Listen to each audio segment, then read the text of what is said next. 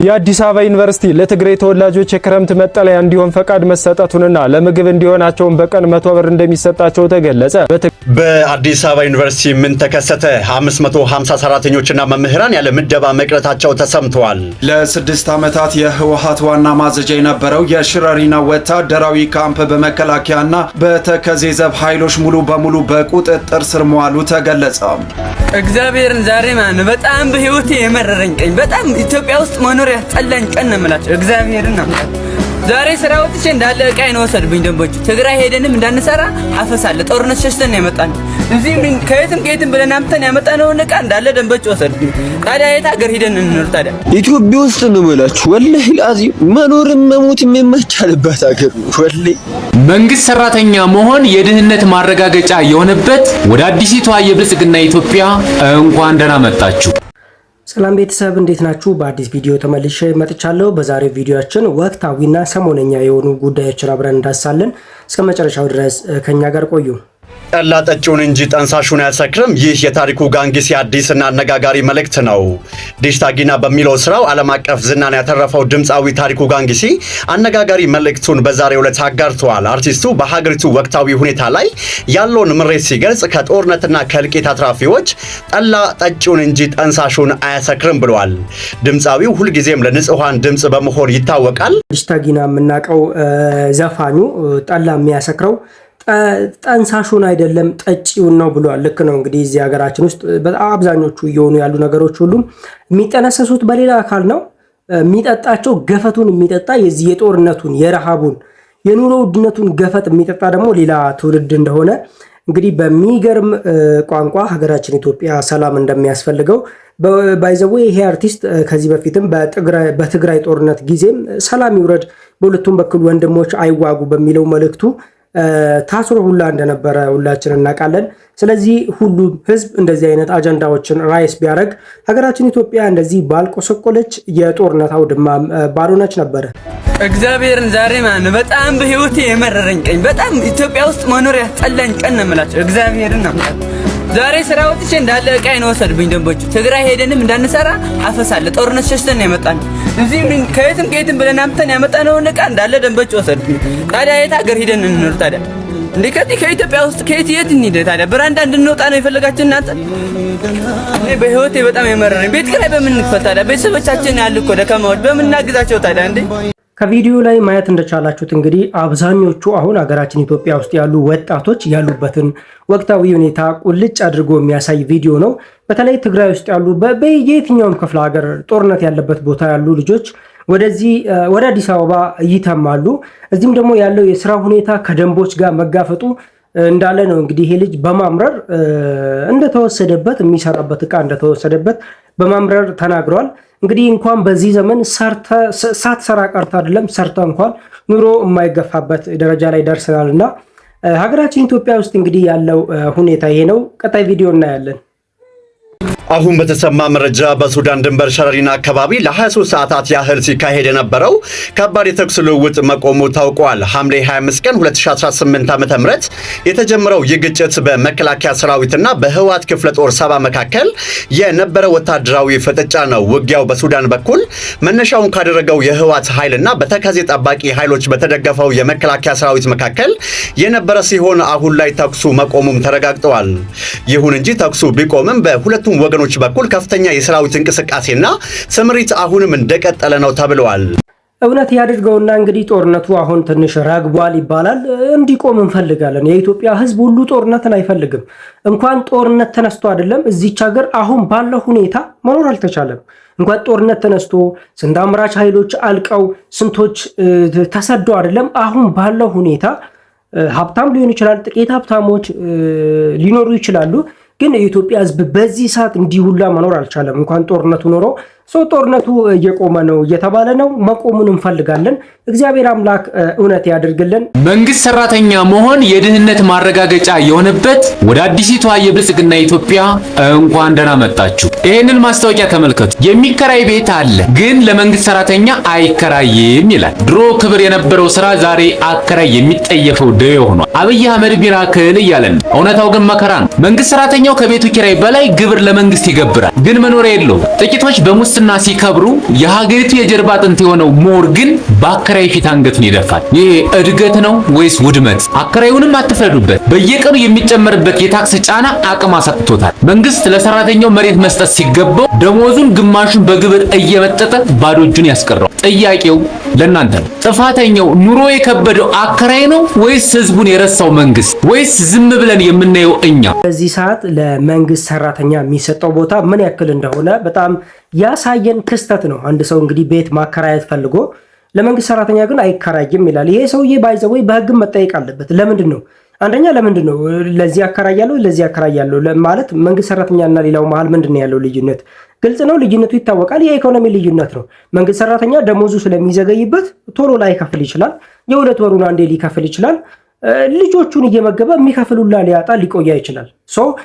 መንግስት ሰራተኛ እንግዲህ ምን አይነት ሁኔታ ውስጥ እንዳለ እዚች ሀገር ውስጥ ምን አይነት ሁኔታ ውስጥ እንዳለ ቁልጭ አድርጎ ያሳየን ክስተት ነበረ። በእውነት መንግስት ሰራተኛ እኮ ህዝብን የሚያገለግል ሰራተኛ ነው። የህዝብ ሰራተኛ ደግሞ ይህን ያክል መቸገር አልነበረበትም። መንግስት ሰራተኛ የሆነ ያክል ደሞዝ አለ። ከዛ ደግሞ 35% ታክስ ያደርጋል። ጥቂት ብር ነው የሚቀረው። በዛ ብር በዚህ ኑሮ ውድነት ልጆቹን ነው የሚመግበው፣ ልጆቹን ነው የሚያስተምረው፣ ለራሱ ነው ጫማ ልብስ ገዝቶ የሚሄደው ወይስ ምን ያደርግ? እንደምናየው ይሄ ክስተት ሀገራችን ውስጥ ኢትዮጵያ ውስጥ ያለውን ሁኔታ ያየንበት ክስተት ነበረ። በትግራይ በሚገኙ የመንግስት ዩኒቨርሲቲዎች ምን እየተካሄደ ነው? በመቀሌ፣ በአክሱም፣ አዲግራትና ራያ ዩኒቨርሲቲዎች የሚገኙ ተማሪዎችና መምህራን ከእንግዲህ እዚህ መቆየት አንችልም የሚል የድረሱልን ጥያቄ እያቀረቡ ነው። የኢትዮጵያ ከፍተኛ ትምህርት ተቋማት ተማሪዎች ህብረት ፕሬዝዳንት ሀየሎም ስዩም ይፋ እንዳደረጉት ተማሪዎቹና መምህራኑ ጥያቄውን ያቀረቡት በክልሉ ባለው የጸጥታ ስጋት ምክንያት ነው። ሀየሎም ስዩም አክለውም እስካሁን ከትምህርት ሚኒስቴር የተሰጠ የዝውውር ውሳኔም ሆነ የተገባ ቃል የለም ማለታቸውን ጠቅሰው አዩዘ ሀበሻም ዘግቧል። ተማሪዎች በስጋት ውስጥ ሆነው ትምህርት እንዴት ይቀጥላል? መንግስትስ ለምን እስካሁን ምላሽ አልሰጠም? እና የጦርነት ውጤቱ ምን እንደሆነ እንግዲህ በጣም እያየን ነው። በትግራይ ክልል ውስጥ ያሉ ዩኒቨርሲቲዎች፣ 4 ዩኒቨርሲቲዎች ተማሪዎቹም ሆኑ ሌሎች መምህራን ከዛ ዝውውር እየጠየቁ ይገኛሉ። በእርግጥ ከባድ ነው ህይወትን መምራት። ጦርነት ባለበት ተምሮ ስኬታማ መሆን፣ ጦርነት ባለበት ሰርቶ ህይወትን መቀየር በጣም ከባድ ስለሆነ እዛ ያሉ መምህራንም ሆነ ተማሪዎች ምንም የሚፈረድባቸው ነገር የለም። ሰላም ይፈልጋሉ። ዚስ ኢዝ ሚንስ ይሄ ማለት እኮ ሰላም እንፈልጋለን፣ ሰርተን መኖር አልቻልንም፣ ተማሪዎችም ተምረን ውጤታማ መሆን አልቻልንም፣ ስለዚህ ወደ ሌላ ዩኒቨርሲቲዎች ቀይሩን እያሉ ይገኛሉ። ከትምህርት ሚኒስቴር በኩል እስካሁን የወጣ ምንም ይፋዊ መረጃ የለም። የአዲስ አበባ ዩኒቨርሲቲ ለትግራይ ተወላጆች የክረምት መጠለያ እንዲሆን ፈቃድ መሰጠቱንና ለምግብ እንዲሆናቸውን በቀን 100 ብር እንደሚሰጣቸው ተገለጸ። በትግራይ ክልል ባለው የጸጥታ ስጋትና አስገዳጅ ወታደራዊ ምልመላ ምክንያት ወደ ክልላቸው መመለስ ባለመቻላቸው በአዲስ አበባ ዩኒቨርሲቲ ሲማሩ የነበሩ የትግራይ ተወላጅ ተማሪዎች ክረምቱን በግቢው እንዲቆዩ ፈቃድ የተሰጣቸው ሲሆን ተማሪዎቹ በመኝታና በምግብ አገልግሎት ክረምቱን እያሳለፉ ቢሆንም ቀደም ሲል በቀን ለምግብ ይሰጥ የነበረው 172 ብር ተቀንሶ ለአንድ ተማሪ በቀን የተመደበው የምግብ በጀት በቀን 100 ብር ብቻ መሆኑ አነስተኛ በመሆኑ ለቁርስ ምሳና እራት ለማብቃቃት ባለመቻላችን ለችግር ተጋልጠናል ማለታቸው ተሰምቷል። በሚያሳዝን ሁኔታ እንግዲህ የትግራይ ተወላጆች በተለይ አዲስ አበባ ዩኒቨርሲቲ ውስጥ የሚማሩት ይህንን ክረምት ሌሎች ተማሪዎች ወደ ቤተሰቦቻቸው ሄደው ረፍት አድርገው ሲመጡ የትግራይ ተወላጆች ግን አሁን ባለው ሁኔታ አልታደሉምና ወደ ቤተሰባቸው መሄድ አልቻሉም። ይህንንም ለዩኒቨርሲቲው ያመለከቱ፣ ዩኒቨርሲቲውም በአውንታ አጸደቀው ተማሪዎቹ እዛው ዶርም ውስጥ እንዲከርሙ እና ለምግብ የሆነ ያክል ብር ይሰጣቸው እንደነበረ አሁን ግን ያ ብር ተቆርጦ በቀን 100 ብር ብቻ እንዲሰጣቸው ተወስኗል። አሁን እንግዲህ እግዚአብሔር ያሳያችሁ 100 ብር በዚህ ሰዓት በአዲስ አበባ ምድር ምን ሊያደርግ ይችላል? የአዲስ አበባ ዩኒቨርሲቲ እነዚህን ተማሪዎች ይህንን ክረምት ቢያበላቸው ምግብ ቢያበላቸው በጣም ይጎዳል። እናውቃለን እኮ እዚህ ኢትዮጵያ ውስጥ ባለስልጣናት ስንት ቢሊየን በቢሊየን የሚተመን ብር እንደሚዘርፉ እናውቃለን እኮ። ይህም መንግስት ያውቃል እኮ። የአዲስ አበባ ዩኒቨርሲቲ ጠፍቶት ነው ያውቃል። ስንት ቢሊየን ብር እንደሚዘረፍ ያውቃል። እነዚህ ተማሪዎች በዚህ ሰዓት ትግራይ ውስጥ ያሉ ቤተሰቦች ሰርተው ብር መላክ በጣም ከባድ ነው ለእነዚህ ተማሪዎች። እነዚህ ተማሪዎች 100 ብር ምን ሊያደርጉ ይችላሉ? በጣም አስቸጋሪ ሁኔታ ነው። ሀገራችን ኢትዮጵያ ለዚች ሀገር የሚሆኑ የነገ ተስፋዎች የሆኑ ልጆችን ተማሪዎችን በዚህ ልክ ባይቸገሩ አዲስ አበባ ዩኒቨርሲቲ ቸርነት እንዳረገላቸው ግቢ ውስጥ እንዲከርሙ እንዳረጋቸው ሁሉ የምግቡንም ነገር መፍትሄ ቢሰጣቸው። ከባድ ነው። 100 ብር ቁርስ ነው የሚበሉበት፣ ምሳ ነው የሚበሉበት፣ እራት ነው የሚበሉበት ወይስ ምንድን ነው የሚያደርጉበት? በእውነት ለመናገር እኮ ጥሩ ቁርስ አይበላም ዳቦ በሻይ ካልሆነ በስተቀር 100 ብር ምን ሊያደርግ ይችላል? በጣም ያሳዝናል። ኢትዮጵያ ውስጥ ነው የምላችሁ ወላሂ ላዚም መኖርም መሞትም የማይቻልበት ሀገር ወላሂ መኖርም አችልም። ለምን ብትልም አልኖርም፣ ለምን ብትልም ደግሞ ቶሎ አሙት። ለ6 ዓመታት የህወሓት ዋና ማዘዣ የነበረው የሽረሪና ወታደራዊ ካምፕ በመከላከያና በተከዜ ዘብ ኃይሎች ሙሉ በሙሉ በቁጥጥር ስር መዋሉ ተገለጸ።